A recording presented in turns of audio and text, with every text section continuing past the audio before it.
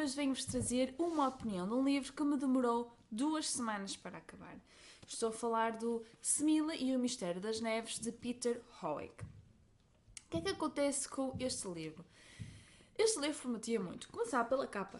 Como estou a ver, é lindíssimo. Isto é uma edição da Asa. A Asa realmente... por acaso eu acho que o livro original se calhar é assim. Mas está lindíssima. Temos as letras em amarelo do nome da Smilla. Ela está aqui muito bonita, destaca-se por causa do contexto. E isto acaba por ser uma forma de representar a Smilla, porque a Smilla é assim, ela gosta muito de se vestir elegantemente, de gastar o dinheiro em roupa caríssima, gosta de roupa elegantíssima, e depois temos este contexto à volta dela, que é o gelo e a neve, né, que faz parte da história, como podemos ver pelo título, este ambiente de nevoeiro que nos permite ver o que está para a frente e é o que acontece na história, estamos constantemente a ser tapados. É um thriller nórdico, mas honestamente eu não sou grande expert em thrillers nórdicos, mas não foi isto que... Eu acho que não é isto que se resume a um thriller nórdico. Vou-vos falar primeiro um bocado da história e depois vou-vos dizer qual foi a minha opinião. Smilla é a personagem principal desta história. Smilla Jarpason, isto deve ser Jarpason, qualquer coisa assim. É uma mulher muito fria, rígida. Não é calculista. Eu acho que ela simplesmente já é desensibilizada do que a rodeia. E isto vocês diriam acontecer muita coisa na vida. Aconteceram algumas, mas acho que não era o suficiente para ela ser assim. Eu acho que é mesmo dela ser assim, porque ela é groenlandesa, mas vive na Dinamarca. Esta história vocês vão se perceber que tem muita parte do dinamismo entre groenlandeses e dinamarqueses. E existe aqui muito racismo por ambas as partes. Que é uma coisa que eu acho que até seria interessante explorar, mas que não foi explorada muito nesta história, na minha opinião. Estão a ver um bocado o Shirley? Acontece um bocado aqui neste livro. Há muita história. Há muito ponto que se podia desenvolver, mas que não se desenvolve aqui. Menciona-se, mas não é desenvolvido. E acho que é um ponto que se depois fica a perder muito. Mas isso já vou falar mais para a frente. Então, Smilla vive numa espécie de um condomínio para groenlandeses. Aquilo eu percebi que era uma espécie de habitação social. Chamam-lhe o terror branco. Ela vive lá, na sua vida, sozinha, de uma forma muito deprimida, melancólica, metida sempre na sua vida, com uma rotina quase, mas dentro da sua vida melancólica e rígida, Smilla arranja espaço para um miúdo, que é o Isaiah, que tem 10 anos, que a mãe mora nesse apartamento, que é alcoólica, mas que simplesmente não dava o apoio à criança que devia ter, o pai dele já morreu, e então Smilla acaba por, dentro da sua forma, dar amor e carinho a essa criança, quase transformar numa mãe para ele, inclusive ali buscar na escola, brincar, ler livros, ir à biblioteca, etc. Nós vamos tendo acesso a essas partes entre ela e o Isaiah ao longo do livro, porque no início nós achamos que ela dá amor e carinho ao miúdo, mas assim de uma forma muito adulta. Mas não, ao longo do livro vemos que ela tem muitas boas memórias com ele. Isaiah morre, não é spoiler nenhum, está na capa, só que Smilla simplesmente acha que não é um acidente, como o relatório realmente diz. Ela tem muita experiência com gelo, porque ela, embora não tenha uma formação acabada, ela é groenlandesa, portanto, por crescimento já percebe imenso de gelo, e ela depois resolveu-se formar-se em estudos de gelo. Ela tem ela é muito inteligente, e ela, em termos de, embora não tenha acabado a formação, porque ela sempre foi muito rebelde e com muitos problemas, tem problemas com a autoridade, basicamente. Ela é muito inteligente, já esteve em vários grupos de investigação e inclusivamente com a exploração. E ela percebe imenso, vocês vão perceber ao longo do livro. Este livro tem muitos termos científicos, muitas referências científicas, muitas referências a livros e muita explicação do gelo. Tanto que até eu acabei de ler este livro e fiquei com vontade de ler alguns...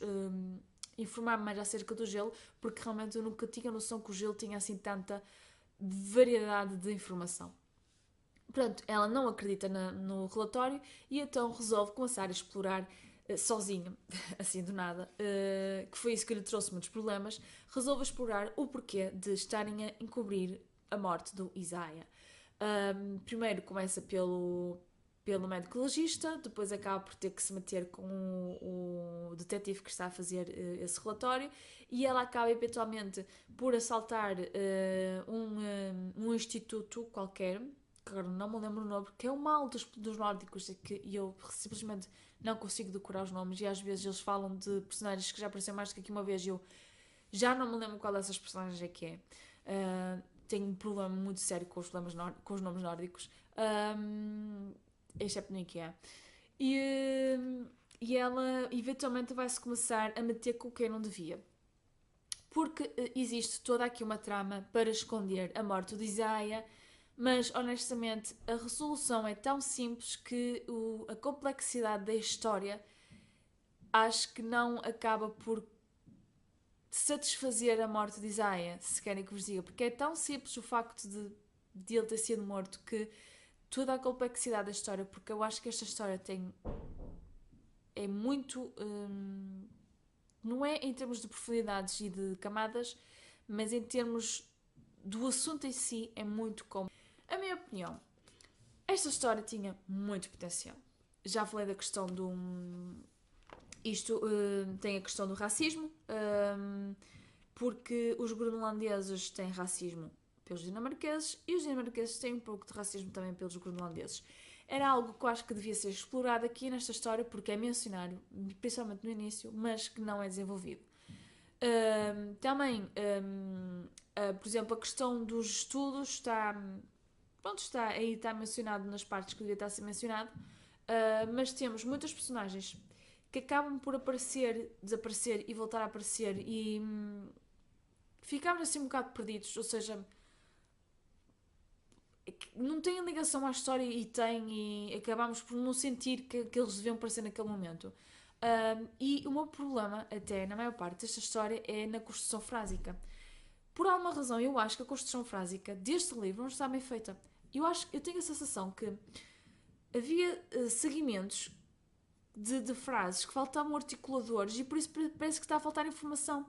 E eu tinha que reler às vezes um parágrafo mais uma vez, duas vezes, para perceber o que estava a dizer. Podia ser porque eu estava cansada, por isso é que eu não consigo dizer com toda a certeza. Mas eu acho que, honestamente, a construção frásica desta história não está muito bem feita. Para além disso, seguimos a história da Semila, que sozinha faz tudo, e ela assalta edifícios estatais e tem acesso a informação que seria difícil, mas ela lá consegue, pronto. Nem essa a questão que está, nem é isso que está em questão, porque, pronto, são histórias, não é?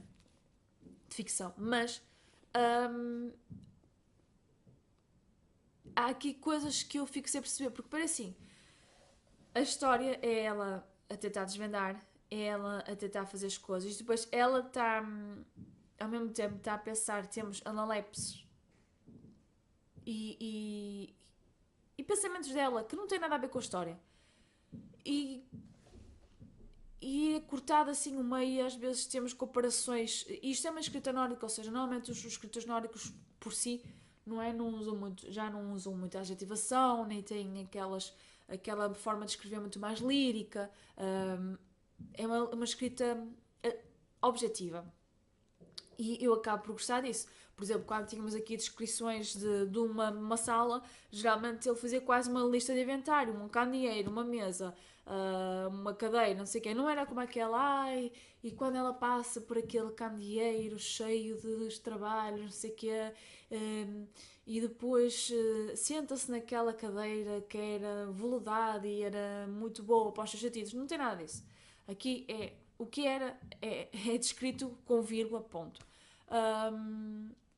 Mas havia depois, quando ele começava a fazer às vezes os pensamentos em que ela lembrava-se do momento da neve ou do momento ou qualquer coisa do gelo, e depois faz uma comparação com a vida dela, em situações estranhas. E temos parágrafos, não é parágrafos, temos assim estas separações sem sentido, porque às vezes estamos a ler uma história, um seguimento de uma ação, e eles estão a falar e há esta pausa e continua a mesma situação.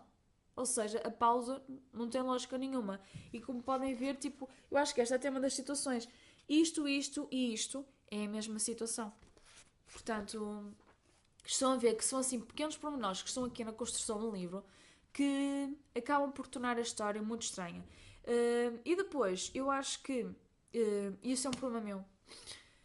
Quando são cenas com navio, eu perco-me porque começam a usar muitos termos que eu não sei. E também, honestamente, podia pesquisar, podia, mas estar sempre a pegar no telemóvel para pesquisar o que é o termo acaba por tornar a leitura, então nunca mais saía do sítio. A verdade é esta. Era muito lenta. E então, quando são histórias que metade do livro é quase todo num navio, não é? Metade da história fica com termos que eu não percebo.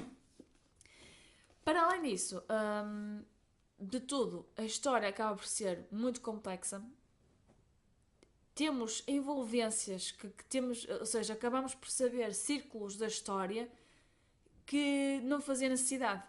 Honestamente, acho que não contribuíam em nada para a história e tenho a sensação que